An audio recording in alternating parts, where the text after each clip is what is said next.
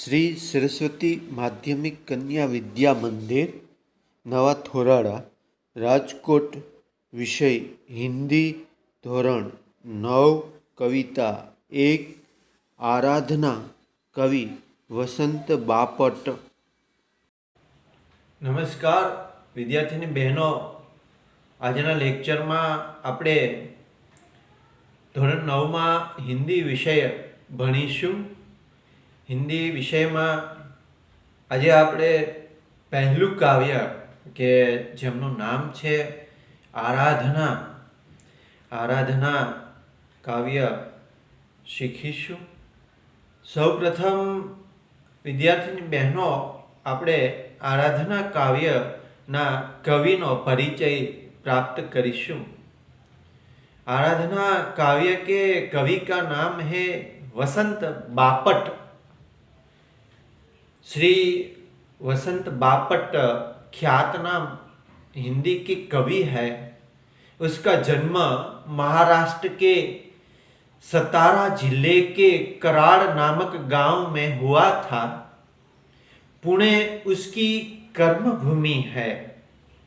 अब विद्यार्थिनी बहनों, आराधना काव्य की समझूती संक्षेप में हम समझने की कोशिश करें तो आराधना का मतलब होता है प्रार्थना, प्रभु की प्रार्थना।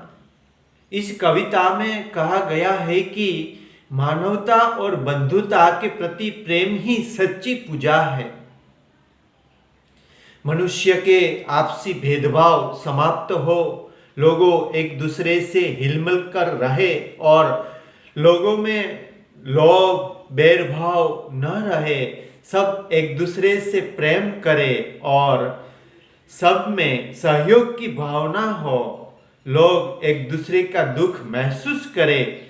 इस प्रकार इस कविता में कवि ने सत्यम शिवम सुंदरम और विश्व बंधुत्व की भावना व्यक्त की है। कवि मंगल कामना भगवान से और लोगों से करते हैं कि सब लोग अच्छे कार्य करें, जिसकी वजह से खुद का और साथ में देश का भी विकास हो और सच्चाई का व्यवहार करे। सबकी भावनाएं सुंदर यानी कि एक के दुख हम सबके दुख बन जाए और उसे दूर करने में हम सब प्रयत्नशील रहे। सुखी लोग दुखी लोगों की पीड़ा को समझे और उसे दूर करने की चेष्टा करे तो पूरा संसार का विकास होगा। कवि कहते हैं कि मानवता की भी पूजा करनी चाहिए।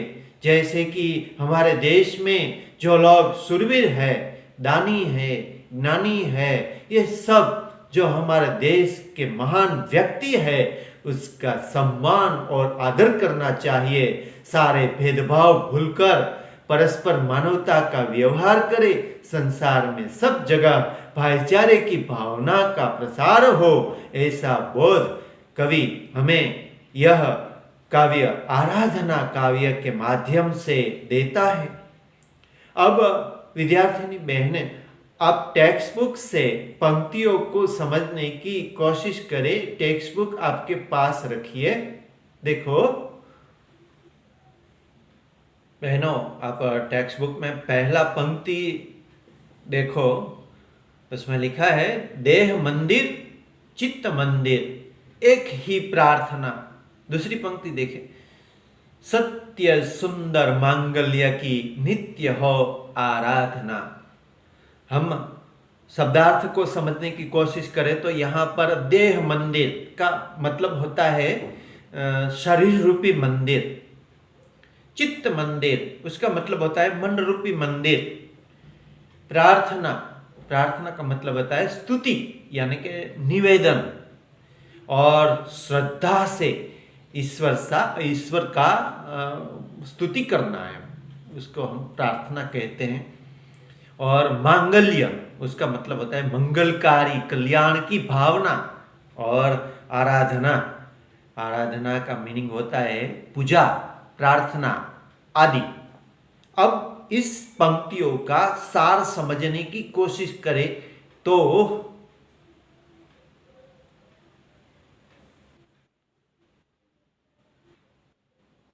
આ પંક્તિઓમાં કવિ કહે છે કે મારી આજ પ્રભુને પ્રાર્થના છે કે શરીર અને મનથી સત્ય શિવ અને સુંદરની આરાધના થાય, લોકો સત્યને માર્ગે ચાલે, તેમના મનમાં સુંદર વિચારો આવે અને સૌ એકબીજાના હિતનો વિચાર કરે, એકબીજાના ભલાની વાત કરે, સ્વાર્થ વૃત્તિનો ત્યાગ કરી અને એકબીજાને મદદરૂપ થવાની ભાવનાની વાત કવિ આ પંક્તિઓમાં આપણને સમજાવે છે.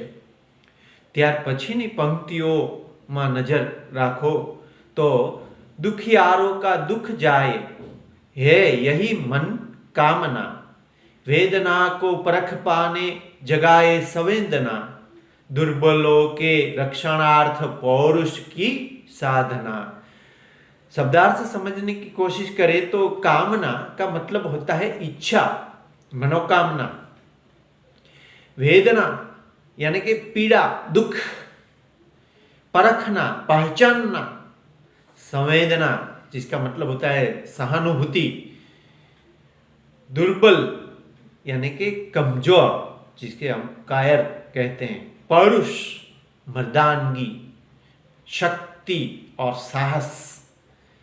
अब इस पंक्तियों का सार समझने की कोशिश करें तो कवि प्रार्थना करे छे के दुखी लोकोने दुखमांथी छुटकारो मळे અને લોકો એકબીજાની પીડાનો અનુભવ કરે, દુર્બલોના રક્ષણ માટે શક્તિ અને સાહસનો ઉપયોગ થાય. એટલે કે જે કાયર લોકો છે, જે ડરપોક છે, જે દુઃખી છે, એવા લોકોને મદદ કરવાની, હે ભગવાન મને શક્તિ આપો, બહાદુરી આપો. आगे की पंक्तियों को हम देखें तो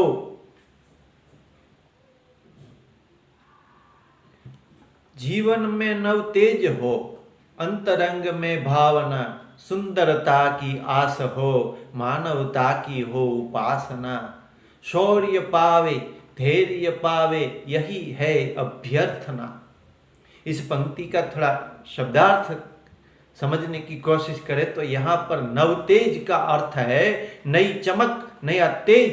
अंतरंग, अंतरंग का मीनिंग है अंतःकरण, जिसको हम हृदय, हृदय कहते आस એટલે આશા, ઈચ્છા, મનોકામના. માનવતા, ઇન્સાનિયત જેને માણસાઈ.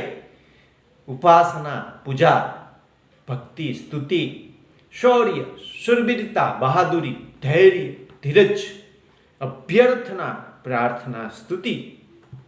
अब इस पंक्तियों का अर्थ समझने की कोशिश करें तो कवि कहे छे के सौना जीवનમાં નવો પ્રકાશ, નવું તેજ ફેલાય.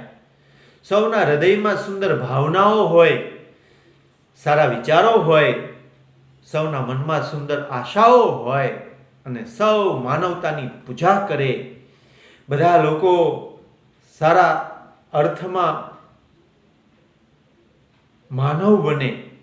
બધા લોકો શૌર્ય એટલે કે શૂરવીરતા અને ધૈર્ય એટલે કે ધીરજ પ્રાપ્ત કરે.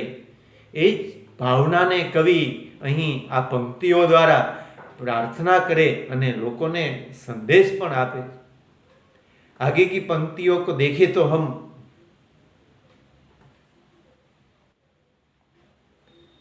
भेद सभी अस्त होवे, वैर और वासना मानवों की एकता की पूर्ण हो कल्पना, मुक्त हम चाहे एक ही बंधुता की कामना. यहाँ पर इस काव्य पंक्तियों का शब्दार्थ समझने की कोशिश करें तो अस्त का मतलब होता है नष्ट या समाप्त. वैर, दुश्मनी, वासना, इच्छा, मुक्त, स्वतंत्र, बंधुता, भाईचारा, कामना, इच्छा.